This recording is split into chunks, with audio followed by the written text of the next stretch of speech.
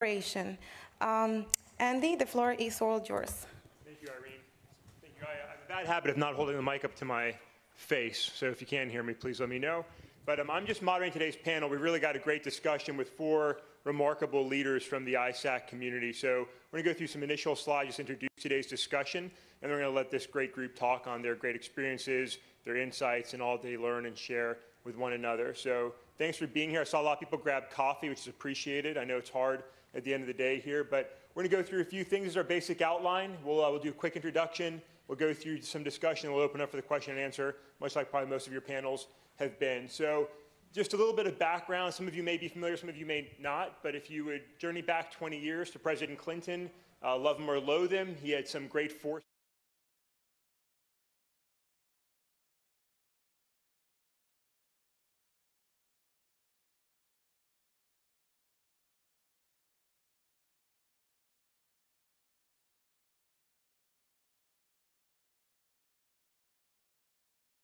Newly created industry-owned entities, looking specifically at the cyber threat landscape, but also at the all-hazard environment as it would evolve in the years ahead. Fast forward to 2014, and President Obama saw this successful model and said, this is great. We want to continue to promote this and encourage this in other communities and other ways. We'll continue to advance the information sharing model, again, specifically looking at the cyber threat environment and where things were and where they were going. And so here we are now in 2018, 20 years since the President Clinton's decision and PDD 63, and it's a very exciting place. And these leaders have been a part of that in many different ways, many different sectors over the years, and they're going to share some of that thought today.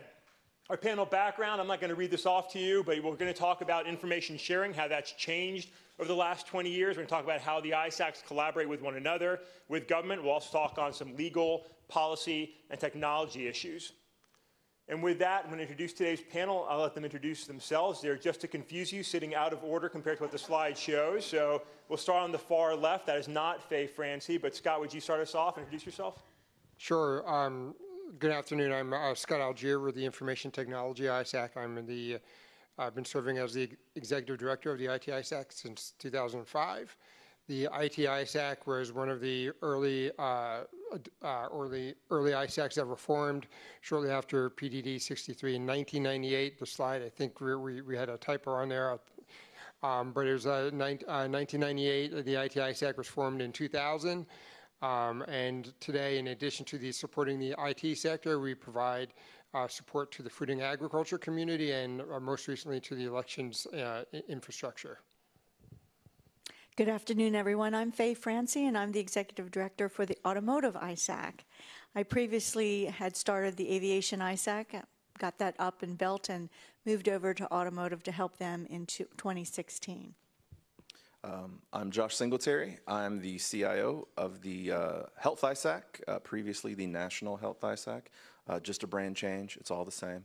So if you see it said either way, you can know that it's me. I've been there since the beginning, since a little bit before 2010. So I've really seen information sharing explode in the health sector as people have started to sort of target the health sector going forward. So, and this is my first Borderless cyber event. So thank you for having me. Great. Joe Vines with Charter Communications. I'm the current vice chair of the Communication ISAC. It's a voluntary role. Our ISAC is pretty unique in the sense that the actual designated ISAC for communications is the National Coordinating Center for Communications, or DHS, under the NCIC. If you all know what the NCIC is. If you don't, I can explain. But So I'm elected by my peers. And thank you for having me. Awesome. Thank you guys for introducing yourselves. So I really value and appreciate each one of these panelists personally, but I like what their ISACs are all about even more. Right? We've got a great representation of critical infrastructure, of critical lifelines, of vital services, and some of the newer areas where technology is advancing so rapidly in such an exciting manner. We get to hear some insights of how that's managed in medical devices and in vehicle security. So it's a really exciting time and a great panel. So thank you all very much for doing this. So this is the format we're going to follow. We're going to discuss 4 topical areas: how ISACs collaborate, information sharing, policy, law, and technology, as well as evolving threats and key issues. So we're going to go to our panel to start things off. And Scott, you've been doing this, as you said, for a long time. You've been doing this with IT ISAC, and you've worked across the community supporting the National Council of ISACs in different roles. Can you start out by sharing a little bit about how ISACs work together and how they interact with their government partners? Sure. Thank you, Andy. So obviously, each ISAC is different, but we have a common mission set. So I think it was about 15 years ago now, the ISAC community came together and created the National Council of ISACs. Back then it was called the ISAC Council, but now it's the National Council of ISACs, to help facilitate collaboration across the ISAC community. It started off with monthly meetings with the ISAC leadership saying, hey, what's new in your space? And it evolved into daily meetings, daily calls between the analysts within our operations centers. Now we have Slack channels that we're communicating with, and we have we've exercised procedures for sharing information with each other. We have, as an ISAC community, we're embedded, for lack of a better word, into some DHS incident response and planning documentation. The National Infrastructure Coordinating Center, Critical Infrastructure Annex, has some triggers in which they coordinate with the ISAC community for incident response and shared situational awareness. And many of the ISACs have signed CRADA agreements with the DHS to participate in their CISP program, and many of us also participate in the AIS program. So I think overall, we have formal processes and procedures to share information across the ISAC community. Right now, it's very dependent on listservs and phone calls, but we're looking towards automating some of those processes so we can engage in automated information sharing from threat intelligence platform to threat intelligence platform and do it in more real time. Thank you, Scott. And I'll say we will take questions at the end, but as we go, if something strikes you that is such a burning topic that it must be answered immediately, please raise your hand and we'll try and tackle it. Okay, but with that, I'd like to move over to you, Josh. You've also been working in this area for a long time, working with the National Health ISAC, now the Health ISAC, as you said, and it's been a highly focused area from last year's WannaCry outbreak and the focus on national health resources in the UK to where we are today with medical devices and rapidly growing technology. Can you talk about how you guys have progressed in your membership trust, how you've built those communities of collaboration, both here in the US and now internationally? Sure. So a couple of things. It was really hard to share information in the healthcare sector when we started. I think the turning point for the healthcare sector was Hollywood Presbyterian when they got hit with Lockheed. It pretty much locked the whole hospital down. They had to route patients to differing locations. They actually ended up paying the ransom to get their data unlocked, and luckily they did get the key to unlock their data. But we aren't the only ones that watch the news. The criminals also watch the news, and because Hollywood Presbyterian was highly publicized and they paid money, the criminals said, oh, look, there's money to be made in healthcare. Let's go lock down and let's start attacking healthcare. So they were attacking before, but I think it really, because of the way that our sector was not very cyber aware at the time, it was pretty easy, and in some areas it still is pretty easy for the criminals to get in. So after that, I think we started seeing sharing, and one of the key things for our members was in some of our larger organizations, they actually designated an analyst or an individual in his or her job title to share information. So they didn't just do it in an automated fashion. That individual was responsible for sharing what they saw on their network. And the types of information that we share is really the malicious information, indicators and observables from the threat actors or the campaigns. So once they got it past their legal representatives and they could understand that, hey, if we do get breached, we don't have to share all of the breach information with the ISAC. We just want to share the negative or the malicious information with the ISAC. So I think as our members have started to understand that process and what's being shared, it's really grown. So now a lot of our members are talking, whether it be, as Scott mentioned, just on something as simple as an email list or in our chat platform. It just goes on all day long. And we actually have channels just for indicators, just for when they see something that may make it past their security systems. They'll throw it in there just to get some response, see if anyone else has seen it. and maybe get some mitigation strategies in place as well. So from the beginning, which was virtually nothing, and us pushing information out to them, to now where we really are collating information that's coming in from all different members and making sure that it gets to the right places. I see it's pretty much a 180 change, at least in the healthcare sector. And we get members to come on board now that they start in the email list and then they really grow fast into the automated capability and some of our other platforms as well. So it's really changed quite drastically. Awesome. Thank you, Josh. Thanks for that. And before we move on to information sharing, Joe, Faye, anything you'd like to add from your perspective? Okay. So, sure. So the way that we operate with the government and our partners, just to set the stage for you a little bit, we have 71 industry members, and those are ISPs, wireless carriers, the who's who of the communication sector, suppliers, and then there's, on average, about 8 government agencies that work closely. So DOD, Department of State, Department of Treasury, all work collaboratively with the National Coordinating Center in Arlington, Virginia. So every Monday morning, we have a 9 a.m. briefing with the director of the NCC where industry and government come together and we talk about what the issues are. At 10 a.m. every Monday morning, the network service provider companies of our ISAC get together without our government partners, and that has proven to be a really good trust builder. We have to be very, very careful about information sharing laws and privacy in the communication sector. So, it's difficult at times to try to be helpful. Without the government needs to get a subpoena or a court order to get information on our customers. So that's been a little bit of a challenge, but I'll tell you, having the relationships and meeting with people face to face, both government and industry, has been a huge. And I'll just say one other thing. We were an ISAC before it was cool to be an ISAC, because in 1984, President Reagan stood up the National Coordinating Center for Communications, and that's where it all started. We've got 5 embedded companies that actually have offices at DHS. We became an ISAC, I think, in 2003 officially, and it was sponsored at that, or 2000, and it was sponsored at that time by DOD, and then in 2003, DHS took over. But a little bit of history for you. Okay. Yeah, the automotive ISAC is probably the least mature of all the ISACs that you see up here. In fact, when they started in 2015, they really didn't really understand what ISACs were, but they decided that they were really going to zero focus in on the product, meaning the automobile.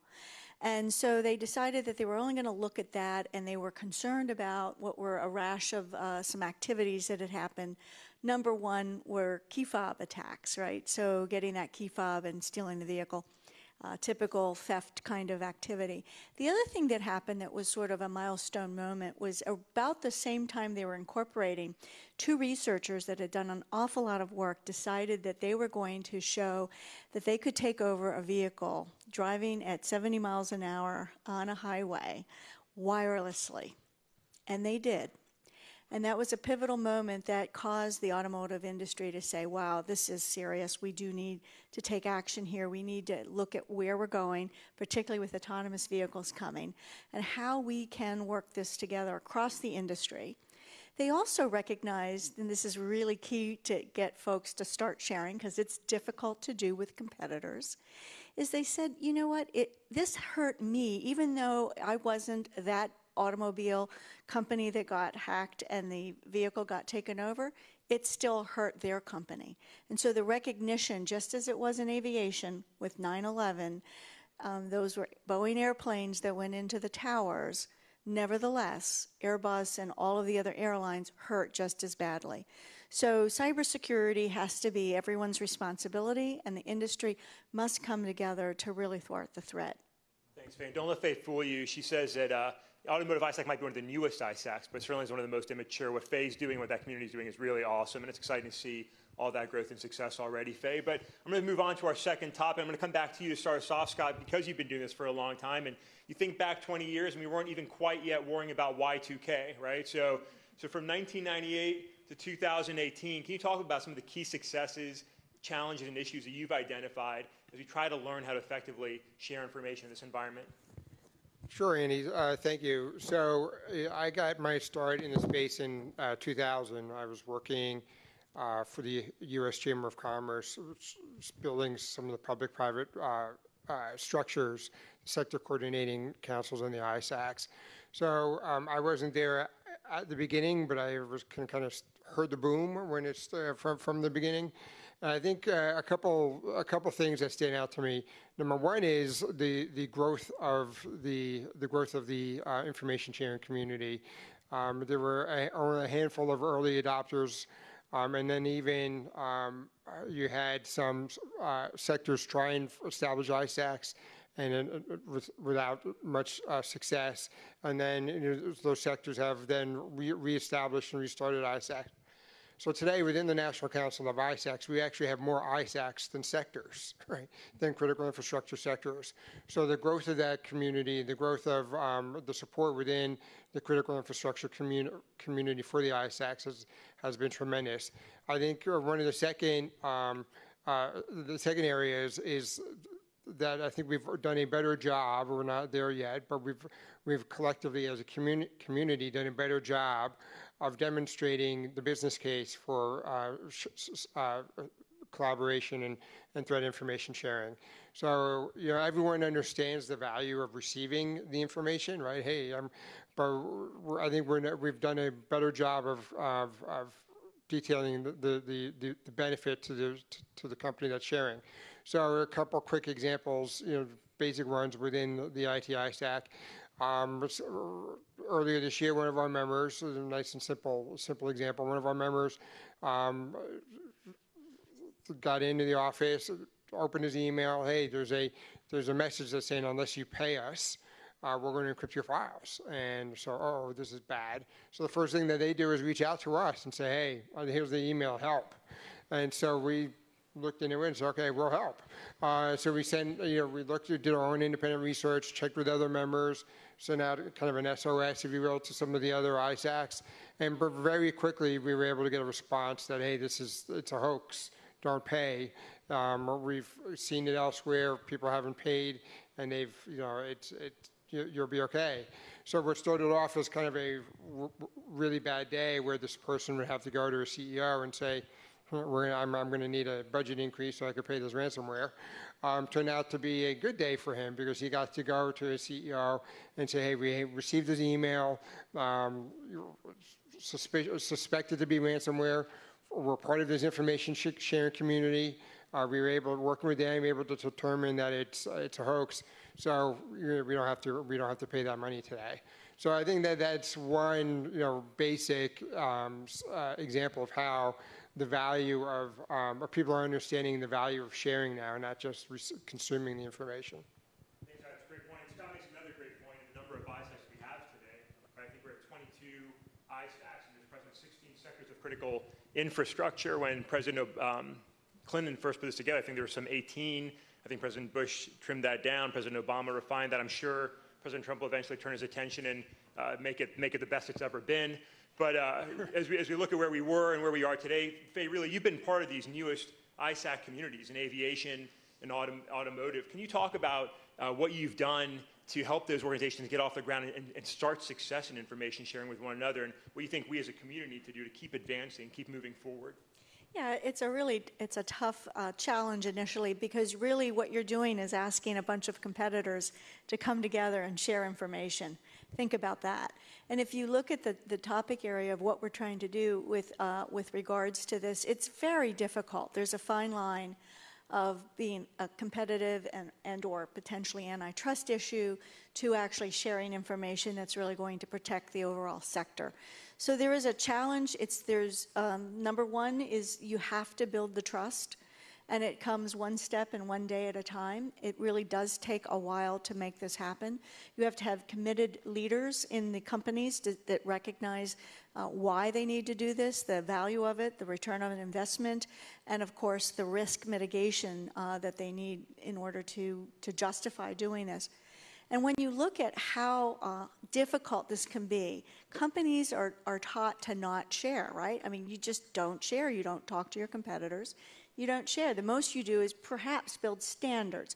So if you can go back to that sort of environment where you're building standards, where the community does come together and they do talk through items, this is the approach we've taken. And in automotive ISAC, what we did is we said, if we can focus on building some best practices across the ISAC, that may help us starting to build that trust. And actually that exercise has been really very, very good, very powerful for us.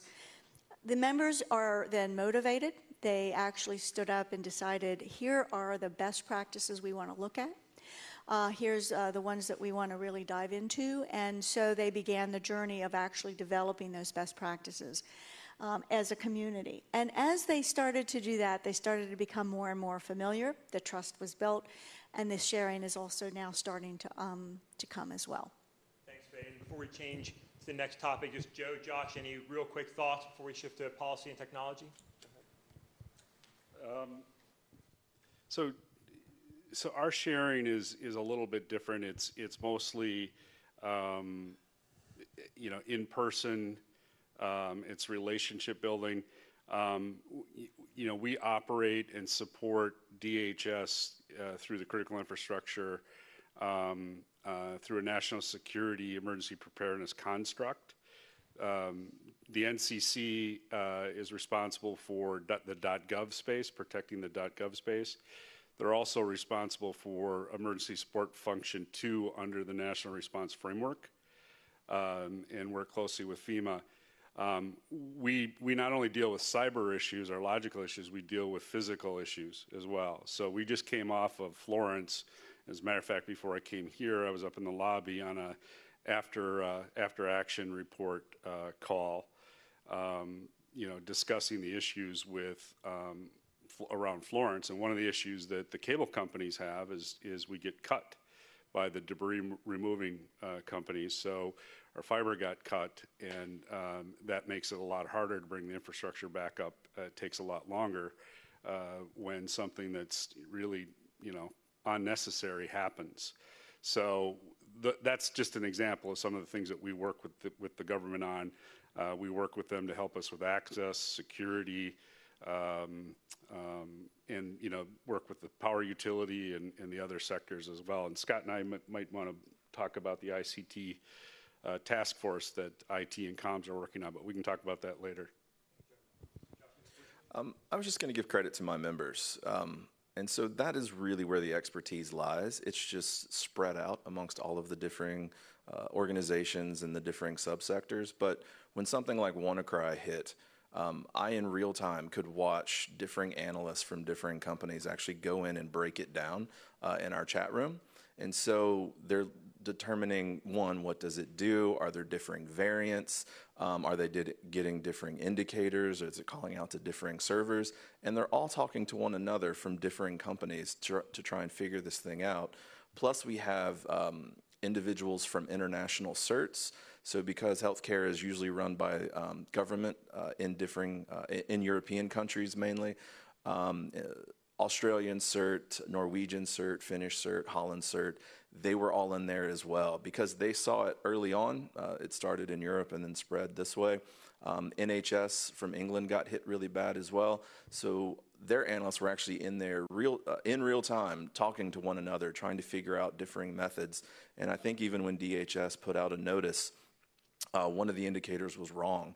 And so our folks actually figured it out and went back to DHS, and they sent out an updated report to modify that. So that credit goes to the members. And so their ability to really talk to one another and share information with one another, that's sort of the key to the ISAC. I just set up the communication platforms, but I'll sit up here and take credit for it. But it's really them sharing information that was positive in that regard. Thanks, Josh. It's a great point. And to one of Joe's great points is a lot of this work is about personal relationships. And while the ISACs all operate individually for their members, there's also a lot of collaboration amongst the ISAC community, as Scott alluded to earlier. Daily exchange of information through different means, emails, phone calls, Slack, and other working environments, routine monthly calls, alerts and procedures. One of our audience members today is one of the guys who did that very best through the financial services sector and the work that John Suter did. A great amount of information sharing, requests for information from other sectors and collaboration on a regular basis. So that's happening all the time, and it's great to see. It's great to hear about the ways you're working within your communities. Yeah, sorry, Andy, I just want to mention real quick that what Josh was talking about, that's part of the business case of the collaboration, right? You're amortizing the cost of defense, right? No longer are you doing this in your own little bucket, in your own little silo. You're able to interact with some of your peer analysts to bring your collective brain power together to stop some of the pain that everyone's receiving. You know, everybody has a limited number of budget. Not everybody can hire, 150 analysts, right? But let's put the five analysts I have, the 5 analysts you have, let's put them together and create a team of 10. Then we can do a lot more of that, right? Absolutely. Yeah, it's great. It's great. And we'll keep talking about some of the ways we collaborate. We talk about policy, law, and technology. And Joe, coming back to you to start, comms is a kind of unique sector in a number of ways, right? You're critical lifeline. You're sitting on the floor with DHS each day. You're a regulated sector. Can you talk a little about how that plays into your ability to share information in this environment? So I touched on that earlier. There are law, ECPA, and some other data privacy laws that we have to adhere to. So we have to be very, very careful, obviously, about sharing any customer data. And we go through great pains and to not do that. So that creates a little bit of a challenge. What we are able to share and collaborate with both our government and private sector partners, is non-attributable, PCII type information. We don't share PCII information, or PII, or not PCII. Sorry, that's a DHS tool for keeping privacy, which is applicable in this discussion, because you can actually, if you do want to share something with the government, you can ask them to protect it under PCII, which means the government can't share it with your regulator or anybody else through penalty of law. The person in the government could actually go to prison for violating that agreement. So I guess that is a tool. CISA in 2015 helped, I think, a little bit with some indemnification for companies to be able to share without fear of going afoul with the government laws or lawsuits and things like that. So I think that's another tool that's helped. I don't think it's been challenged in court as of yet, so I think some of our general counsels are still a little skeptical about what we can share and what we can do under CISA and not do. The government will say, is there anybody from the government here, by the way? Thank you. Who are you with? U.S. Army. Okay, great. Thank you for your service. They will say it's the best thing in a bag of chips or whatever. Catherine Condello likes to say that. But anyway, we still have to be very, very careful as it relates, and our general counsels have to be very, very careful in guiding us on what we can do and what we can't do. So, but nonetheless, we work closely with the government partners, and when something comes up, we activate with them. So during Florence, we activated. During the Dine incident, for example, while that wasn't directly related to the ISPs, we helped support that with other partners. So I think that's one of the powerful things, benefits of being part of the program. And Faye talked about, having companies dedicate resources. Again, 71 members that actively participate. So. Thanks. Jim makes a really good point. With that CISA legislation, one of the biggest things I provided was it had some of the language talking about liability, and that was always a hindrance to effective information sharing because of those general counsels. They'll look at things, and there's always concern of, well, if I share, Am I now liable for what I'm sharing and the information that's being shared, and if people action a certain way? And CISA helped put some of the language in place to hopefully assuage some of those concerns. But staying with technology, and Faye's talked about some of the technology in her sector, but Josh, to you, healthcare has changed a lot, right? We're beyond just worrying about computers getting locked up because they're running Windows 7, right? We're looking now at real life life safety issues. We talk about implanted medical devices and some of the ways that those could be potentially threatened, right? So how has technology changed your sector, and how has it helped or hindered your ability to share information with your community? Yeah, in so many different ways. Anything from just locking down medical devices inside of a hospital. I mentioned Hollywood Presbyterian. The National Health Services with WannaCry, they had to turn away patients at all their differing hospitals.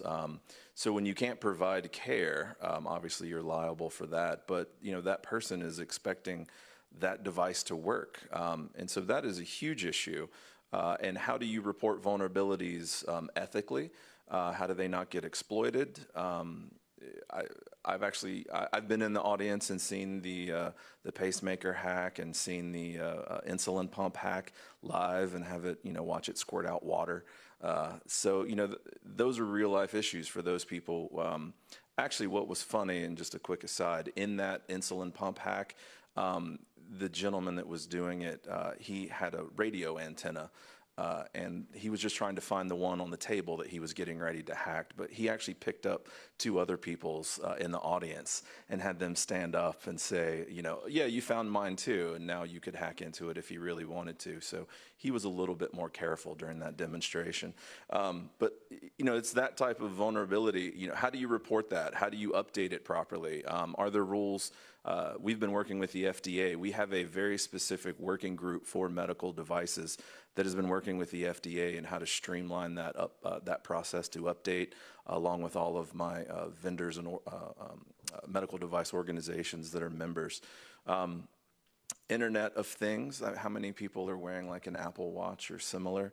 That's recording your information. So now it can actually track AFib, right? So if I can hack into that, I know if you are susceptible to AFib.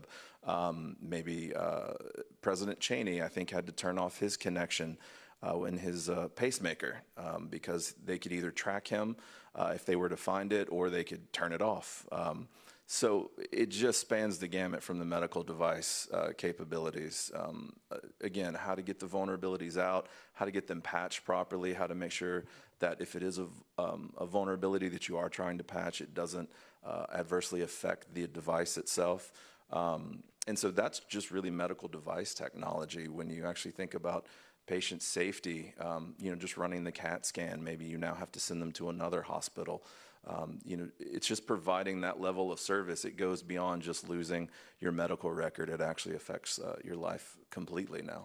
Absolutely. Thanks, Josh. That's a great segue to our next section, looking at the evolving threat landscape. So I'll ask one more direct question. We'll go around the panel, and then if you've got questions, we'd love to take those in the time that we have left. But coming back to you, Faye, as we talk about evolving technologies, I just went through the process of buying a new car for my oldest son, and the technology inside these vehicles is it's amazing, right? It's everything from the cool and convenient to safety and security in these packaged vehicles, and it's fascinating. So how is this changing threat landscape, all this technology in these vehicles, how is that being shared in your sector? How is it hindering operating sector? What is your environment like with all these evolving, rapidly developing threats and the vulnerabilities and the way they're being reported, as Josh said? They're being shared in a number of ways, sometimes well, sometimes not the way we'd want them to. Can you talk a little bit about that? Yeah, it's really amazing. So we are in an amazing time now in this digital age and the Internet of Threats, as I call it, not IoT. So the technology really drives a lot of this, right? And so in automotive, you probably, this is one industry that the technology is really ahead of where they are from a cyber secure perspective, right? So technology really is what everybody wants, right? We want the convenience. We want to know where we are. We want to know everything that we can. And I know that I recently bought a new vehicle, and the car is really amazing, right? Because it's got the change lanes thing. I can back up easily, better. I can lock it easier. All those things we want, but with all of those come about 100 million lines of code. In a jet fighter airplane, you have 30 million lines of code.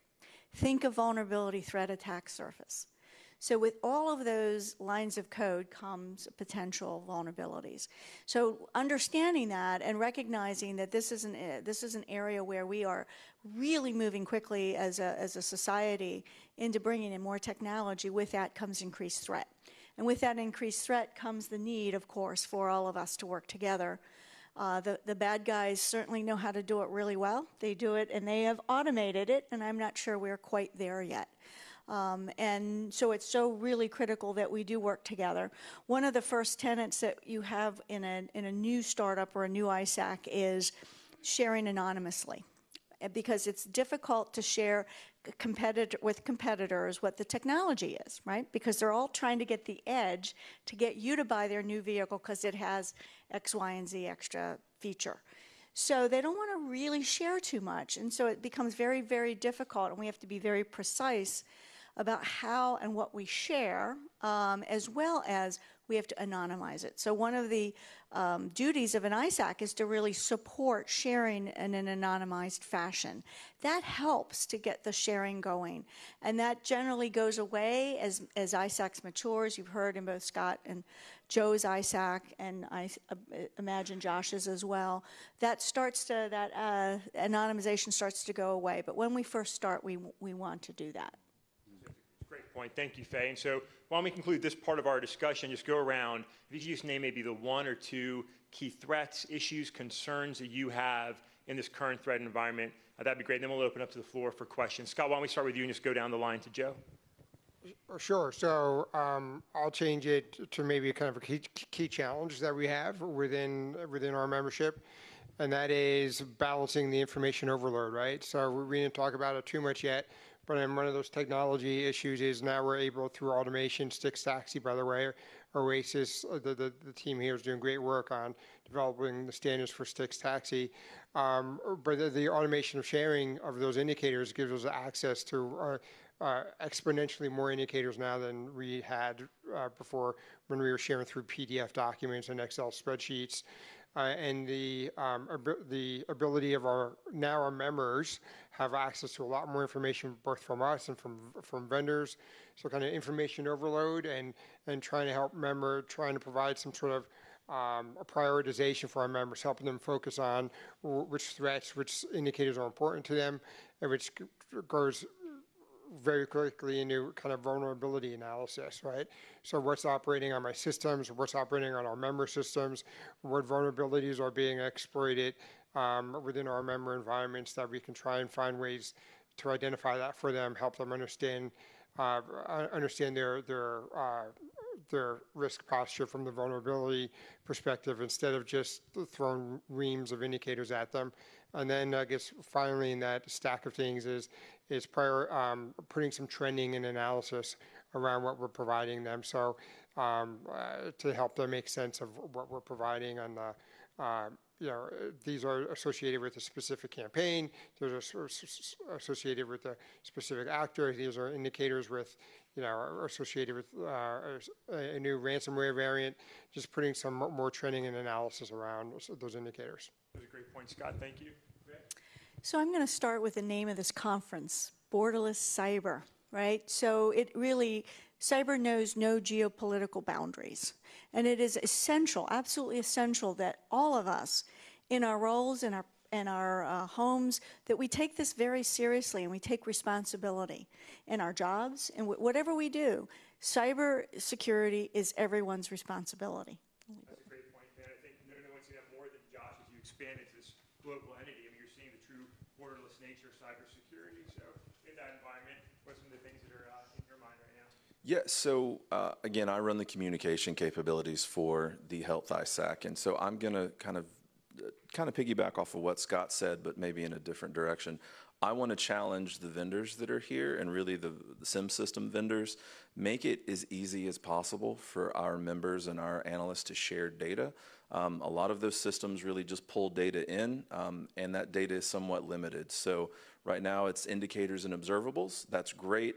But if you look at the Styx 2.0 and really all the way back to Styx 1.0, There are other categories that you could let my analysts and my members fill out. So make it as easy as possible for them to actually share data back with their ISAC or their other sharing communities or other organization to organization capabilities. That is really ideal. I think some of you are doing that. I recognize some of you out there.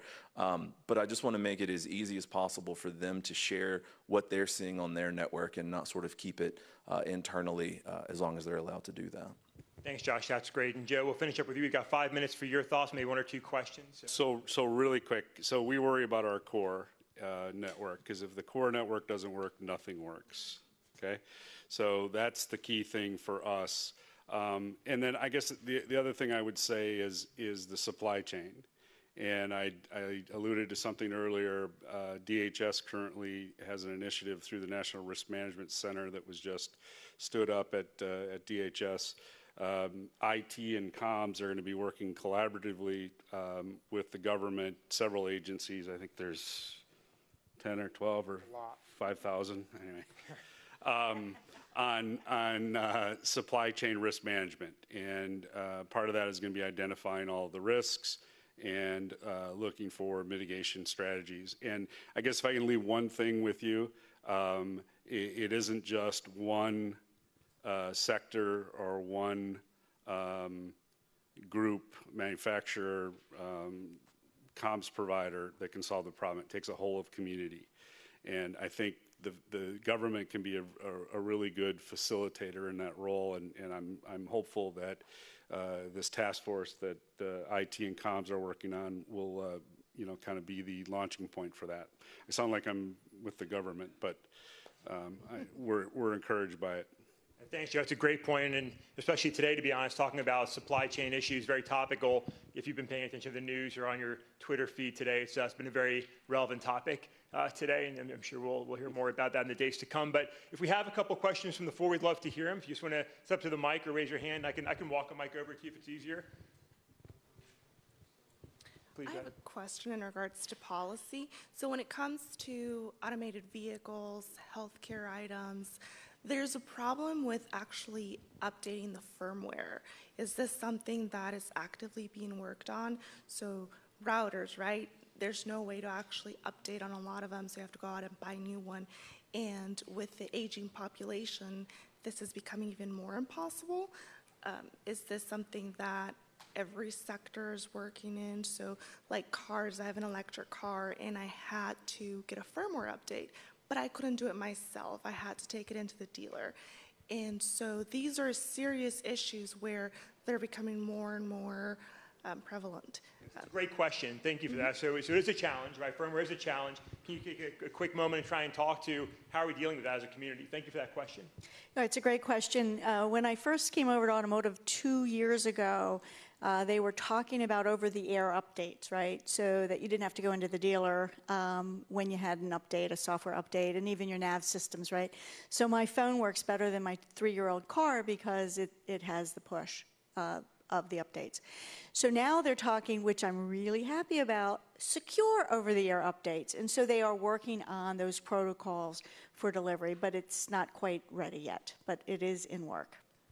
Yeah, and from the medical device perspective, I mentioned earlier, we have a working group. I think it's got like 400 individuals on it right now from all differing organizations. And they work directly with the FDA, with the governing bodies of other countries to try and push out those vulnerability updates or updates in general faster and easier, especially when it doesn't affect primary functionality on the device. There are rules that you have to go through to update the firmware. The FDA has to re-go in and approve it, and that takes time. So they're trying to streamline that a little bit more. I will say, though, when you just send out a normal update, not PETYA, actually happened because a normal update was sent out from the manufacturer that was hacked, and that is how that spread. So you kind of want to make it a little complicated, I think, when it's something that really affects your day-to-day life in general. Another thing that happened in aviation, just to give you a sense, so, from a government perspective, our regulations are a little bit behind, if you will, this Internet of Threats concerns and cybersecurity. And it's difficult because you don't want to overregulate at this point. We don't know. It's an emerging, evolving threat. But one of the things they did in aviation was they decided that, they will type certificate an aircraft when it's done. And so Boeing would go through that and get the stamp of approval, but that was sort of it. So now what they're looking at is continuing airworthiness certification. So you're starting to see some of these kinds of activities even within the government. Clearly, industry is trying to lead the charge on this because they recognize that they need to do it. It's a really important safety as well as security issue. Thank you, Faye. Thank you, Josh. Now, it's a really good question. Appreciate it. I'm afraid we're running out of time. So if you have more questions, our panel is here. I'm sure they'd be happy to talk with you after today's session is complete. But if you could please take a moment and join me in thanking our panel for sharing their insights today.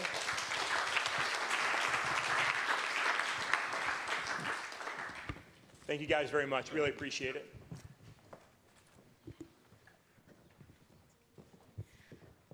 Thank you, Andy, and thank you to our panelists for such a great discussion. So right now we are going to have a very short break. I think we can have 15 minutes break. I think now we have cookies and brownies. So we can convene over here in 15 minutes. Thank you very much, guys.